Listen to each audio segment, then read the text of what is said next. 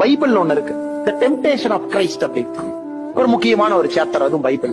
அது எப்படின்னா, Jesus Christ 40 நாட்கள் உண்ணாவிரதம் இருக்கிறாங்க, நோன்பு இருக்கிறாங்க. 40 நாட்கள், 40 days, 40 நைட் ஃபாஸ்டிங், 40 டே ஃபாஸ்டிங்.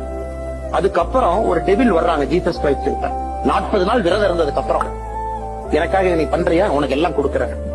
கிரைஸ்ட் முடியாதுங்கிறாங்க. அப்படியே அந்த மலை மேல கூட வா, அந்த சாத்தான் கூட்டிட்டு போறாங்க. மலை மேல போய் ஜீசஸ் கிரைஸ்ட கூட்டிட்டு போயிட்டு, உங்க கண்ணுல என்னெல்லாம் நீங்க பாக்குறீங்களோ எல்லாம் உனக்கு தான், ஆனா என்ன ஏத்துக்க அப்படிங்கிற. கிரைஸ்ட் முடியாதுங்கிறார்.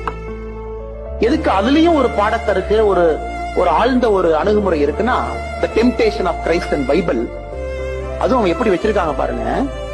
ஜீசஸ் கிரைஸ்ட் காலையில சாப்பிட்டாரு, மத்தியானம் சாப்பிட்டாரு, நைட் சாப்பிட்டாரு, அதுக்கப்புறம் டெவில் வரல.